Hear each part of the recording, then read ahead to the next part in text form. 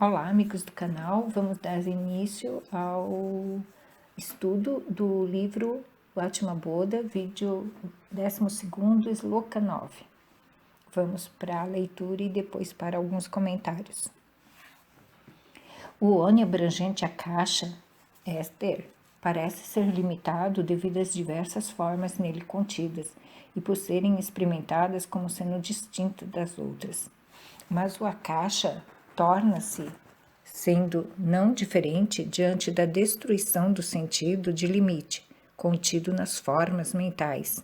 Semelhante, essas formas, upadis, delimitadas mentalmente por nomes, fazem perceber a Brahman não dual como diverso.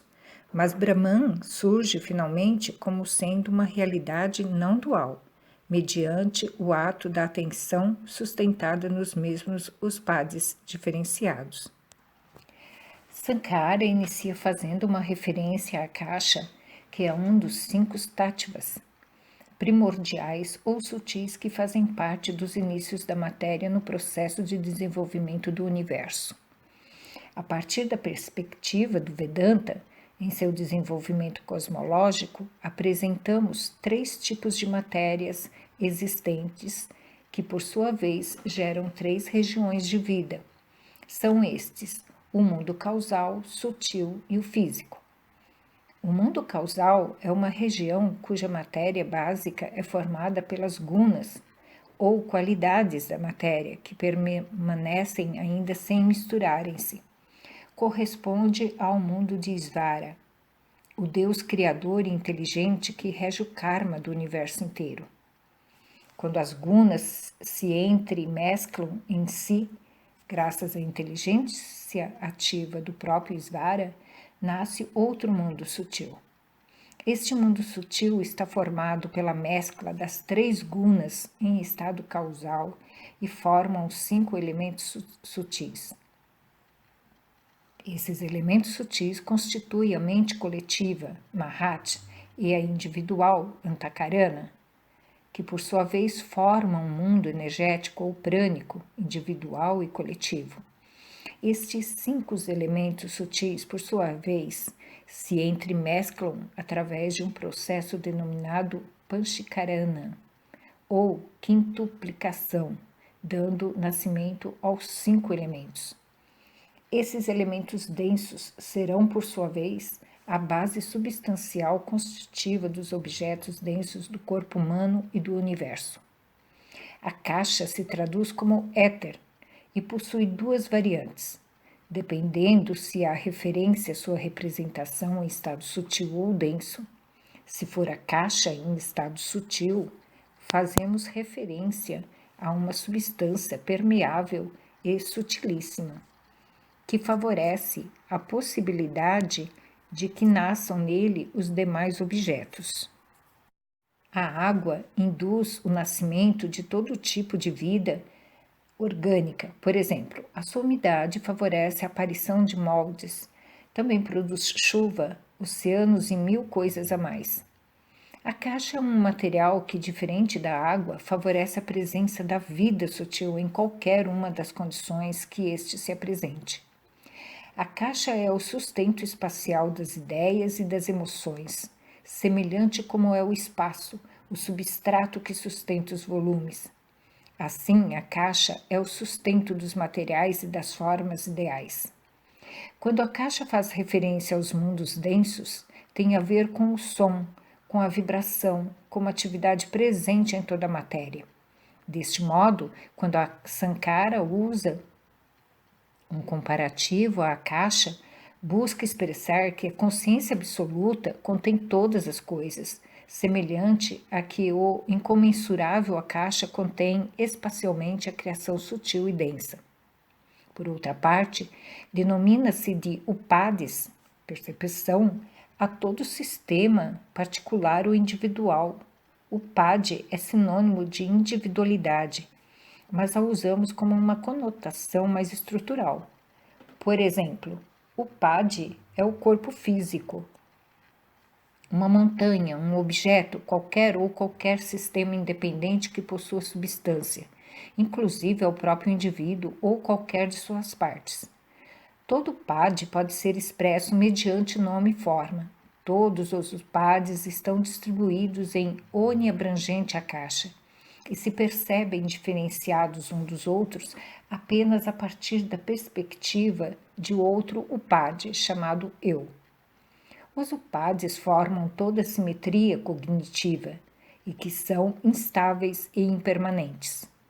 As fronteiras que delimitam um UPAD jamais em nenhum deles se mantêm.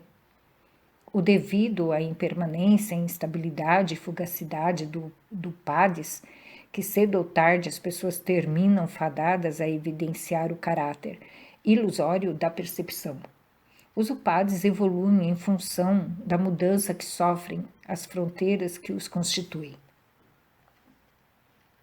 Assim, pois, carece de sentido apresentar perguntas sobre a origem do universo.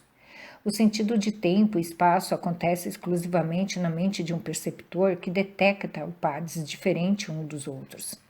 A situação é semelhante ao que acontece com um sonho enquanto dormimos. Note o leitor que o sonhador pode perguntar-se sobre a origem do universo que experimenta, pois detecta como sendo real enquanto dorme. Pode apresentar o sonhador o nascimento do universo a partir de um Big Bang ocorrido há 13 milhões de anos? Sim, com certeza. No entanto, ali as coisas são na medida em que o sonho representa percepção. Ao despertar, qualquer pergunta sobre a origem desse universo onírico realizado no próprio sonho carece de sentido. É completamente fútil. Nunca nada nasce.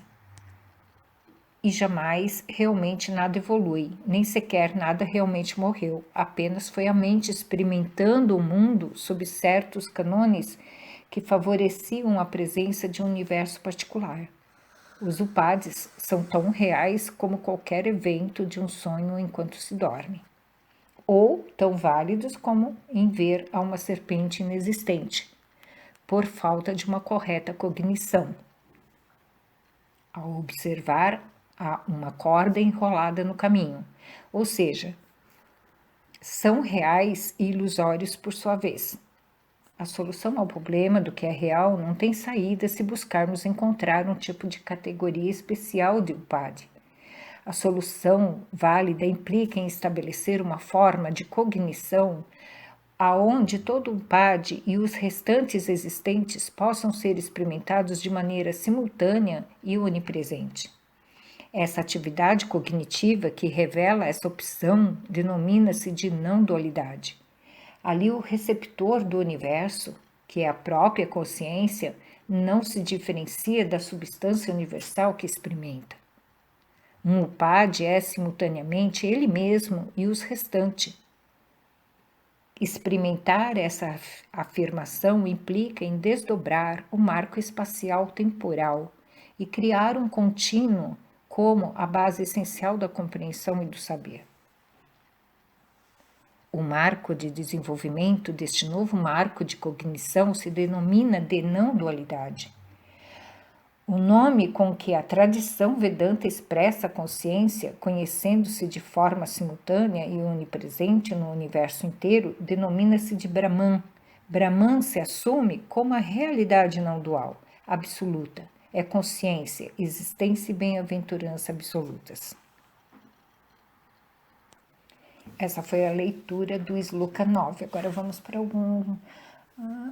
uma síntese. O universo ele é criado através das gunas, ou seja, 3 qualidades de energia, sattva, rajas e tamas, falando de uma maneira bem simples. Sattva é a energia mais rara, é a força criativa, é uma energia que traz a pureza, o equilíbrio, a realidade, o conhecimento e a consciência, entre outros aspectos. Raja é a energia da conquista, da busca, das realizações através das ações. É aquela que remove os obstáculos. E o ego se destaca através desta energia. Tamas é a inércia, é a energia que tira a mente do foco, Geralmente predomina as forças do inconsciente, forças mais negativas, medo, confusão.